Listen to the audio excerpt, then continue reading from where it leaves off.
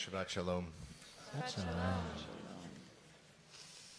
I walked in here tonight with 4 books, and Lauren was like, "What the hell are you doing with those 4 books?" She's still annoyed by my 4 books.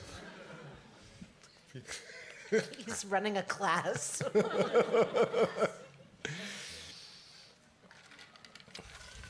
2 hours before she was in the cemetery officiating at a funeral, I was 10 feet away in that very same spot officiating a funeral.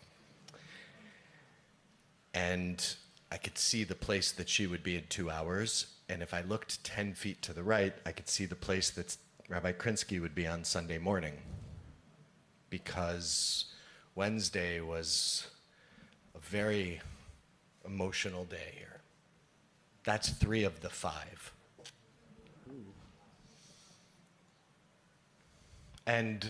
But it was the 3 that caught my attention, because this is a week in Parshat Chayei that 3. No, I want to hold them. The books protect me. Okay, you see how life is serious, but also we can't take ourselves too seriously. Let's not fall into that trap. That's a DC trap that is unhealthy. Go ahead. Say it louder for the people in the back. 3 people die in this week's Parsha. It begins with Sarah dying and Abraham immediately moving into burial mode. And then towards the end of the Parsha, or at the end of the Parsha, Abraham dies, Vayigva v'yamot Avraham, and he expires and he dies. V'ye'asef el amav, and he is gathered to his people, to his ancestors.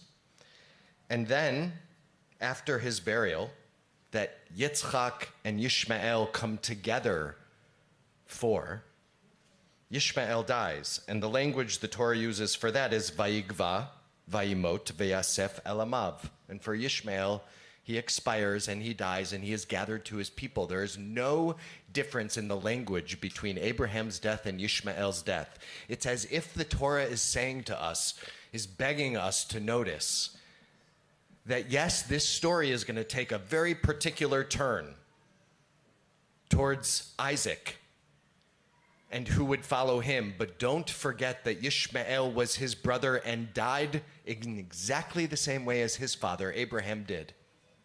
And both of them were traumatized by their fathers. In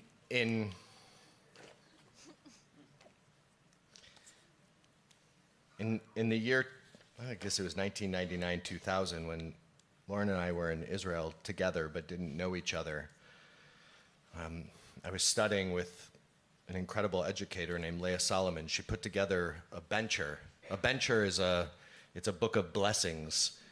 It's called a bencher because bench in Yiddish means bless, and it's the blessings for saying Birkat HaMazon generally, the blessings for after food, and we have them at a Shabbat dinner table. I have Penina, and I have a wedding bencher. It's here, and in this bencher, which was written in about 2000, which is post-Oslo, pre-Second Intifada, that's when we were in yeshiva, and there is a harachaman in this bencher.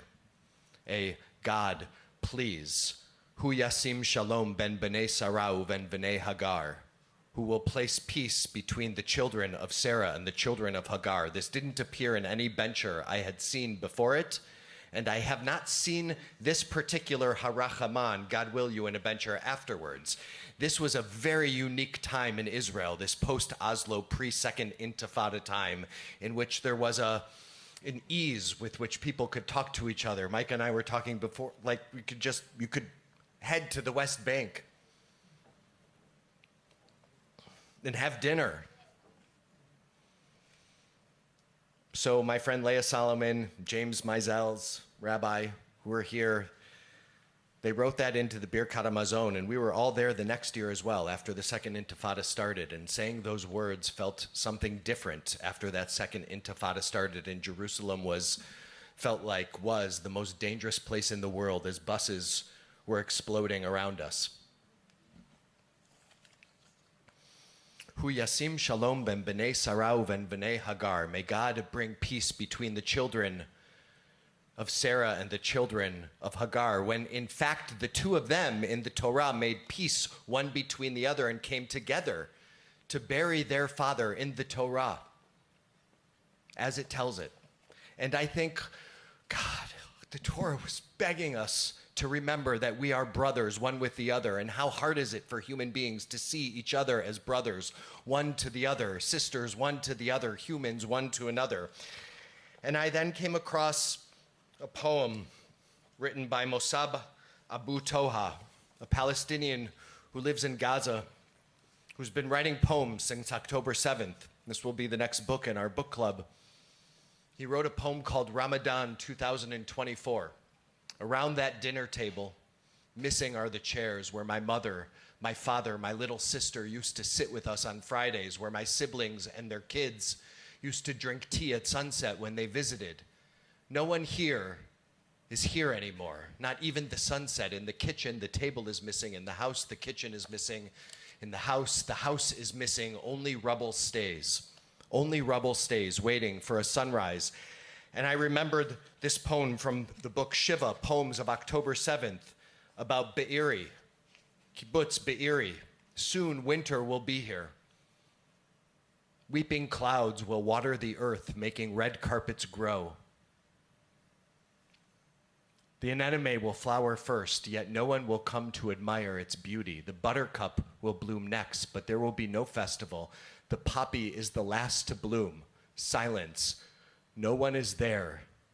The protected flowers had already been plucked in the fall. And Be'eri and Gaza are experiencing what it means to live without Shalom ben b'nei Sarah uven b'nei Hagar. And God, have we strayed from Torah, from that story.